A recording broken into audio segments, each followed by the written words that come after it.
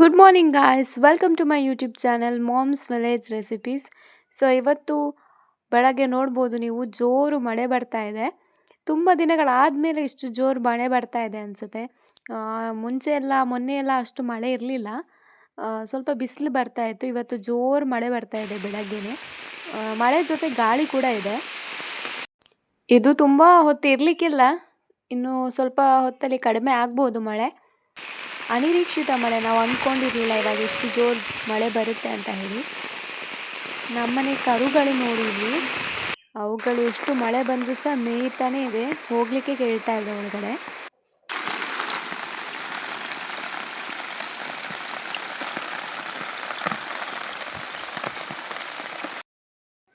ಇವತ್ತು ಬೆಳಗ್ಗೆನೆ ಮನೆ ಹತ್ರ ಮೀನು ಬಂದಿತ್ತು, ಫ್ರೆಶ್ ಬಂಗುಡೆ ಇತ್ತು. ನಾವು ತಗೊಂಡ್ವಿ ಫ್ರೆಶ್ ಬಂಗುಡೆ, ನೋಡ್ಬೋದು ನೀವು. ದೊಡ್ಡದಿದೆ ಆಯಿತಾ, ಕೆಲವು ದೊಡ್ಡದಿದೆ, ಕೆಲವು ಚಿಕ್ಕ ಬಂಗುಡೆ ಇದೆ.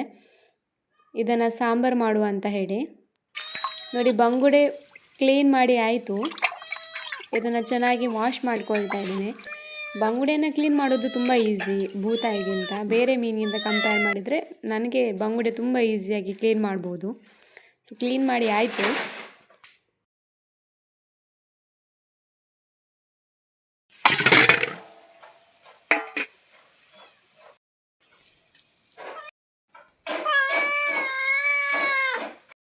ನೋಡಿ, ಈಗ ಸ್ವಲ್ಪ ಬಿಸಿಲು ಬಂದಿದೆ. ನಮ್ಮ ಮನೆಯಲ್ಲಿ ಇವತ್ತಿನ ಕೆಲಸ ನಡೀತಾ ಇದೆ, ಹಟ್ಟಿ ಗೊಬ್ಬರ ತೆಗೆಯುವಂಥದ್ದು. ಸೊ ನಾವು ಸಂಡೇ ಹಟ್ಟಿ ಗೊಬ್ಬರ ತೆಗಿತೇವೆ. ಇವತ್ತು ಕೂಡ ಹಟ್ಟಿ ಗೊಬ್ಬರ ತೆಗಿತಾ ಇದ್ದಾರೆ. ಇನ್ನೊಂದು ಕೆಲಸ ಇಲ್ಲಿ ಮಾಡ್ತಾ ಇದ್ದಾರೆ, ಅಡಿಕೆಗಳೆಲ್ಲ ಹಣ್ಣಾಗ್ತಾ ಇದೆ. ಹಾಗಾಗಿ ಅವುಗಳನ್ನ ಒಣಗಿಸಲಿಕ್ಕೆ ಸ್ವಲ್ಪ ಕಷ್ಟ ಈ ಮಳೆಗಾಲದಲ್ಲಿ. ಹಾಗಾಗಿ ಸೋಲಾರ್ ಮಾಡು ಅಂತ ಹೇಳಿ ಇಲ್ಲಿ ರೆಡಿ ಮಾಡ್ಕೊಳ್ತಾ ಇದ್ದಾರೆ.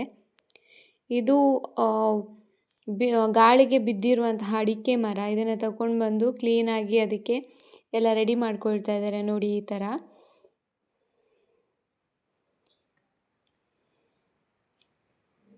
ಸೊ ಇದು ಟರ್ಪಲ್, ಸೋಲಾರ್ ಟರ್ಪಲ್.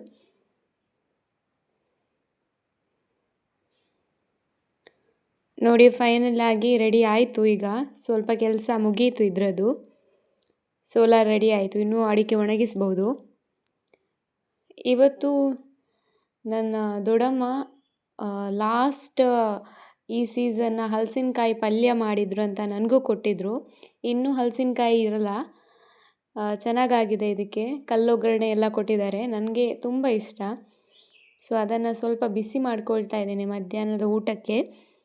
ಅದು ಕೂಡ ಇದೆ, ಮೀನು ಮತ್ತು ಹಲಸಿನಕಾಯಿ ಪಲ್ಯ. ಮತ್ತು ಪುನಃ ಮಳೆ ಸ್ಟಾರ್ಟ್ ಆಯಿತು.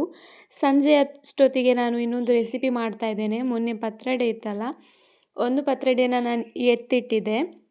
ಸೊ ಅದನ್ನು ಈ ಥರ ಸ್ಲೈಸಿಯಾಗಿ ಕಟ್ ಮಾಡಿಕೊಂಡು ಸ್ವಲ್ಪ ಕಡಲೆ ಹಿಟ್ಟು ಮತ್ತು ಸ್ವಲ್ಪ ಕಬಾಬ್ ಪೌಡರ್ ಹಾಕಿ ಪೇಸ್ಟ್ ಮಾಡಿ ಈ ಪತ್ರೊಡೆಯನ್ನು ಈ ಥರ ಸ್ವಲ್ಪ ಈ ಹಿಟ್ಟಲ್ಲಿ ಡಿಪ್ ಮಾಡಿ ಎಣ್ಣೆಯಲ್ಲಿ ಬಿಡಬೇಕು. ಈ ಥರ ಮಾಡಿ ತಿಂದರೆ ಅದರ ರುಚಿನೇ ಬೇರೆ, ತುಂಬಾ ಸ್ಪೆಷಲ್ ಆಗಿರುತ್ತೆ. ಸೊ ನೀವು ಕೂಡ ಒಮ್ಮೆ ಟ್ರೈ ಮಾಡಿ. ನನ್ನ ಫೇವ್ರೇಟು, ನಾನು ಯಾವಾಗ ಪತ್ರೊಡೆ ಮಾಡಿದ್ದು ಸಹ ಒಂದು ಗಟ್ಟಿಯನ್ನು ತೆಗೆದಿಡ್ತೇನೆ. ಸೊ ಈ ಥರ ಮಾಡಿ ತಿನ್ನಲಿಕ್ಕಾಗ್ತದೆ ಅಂತ ಹೇಳಿ. ಸೊ ಈ ಸರ್ತಿ ಮಾಡುವಾಗ ಕೂಡ ಒಂದು ಗಟ್ಟಿ ತೆಗೆದಿಟ್ಟಿದ್ದೆ, ಇವತ್ತು ಮಾಡ್ತಾ ಇದ್ದೇನೆ ನೋಡಿ. ಇದಾಗಿತ್ತು ಇವತ್ತಿನ ಸಣ್ಣ ವ್ಲಾಗ್. ಈ ವ್ಲಾಗ್ ಇಷ್ಟ ಆಗಿದ್ದರೆ ನಮ್ಮ ಚಾನಲನ್ನು ಸಬ್ಸ್ಕ್ರೈಬ್ ಮಾಡಿಕೊಂಡು ನಮಗೆ ಸಪೋರ್ಟ್ ಮಾಡಿ. Thank you.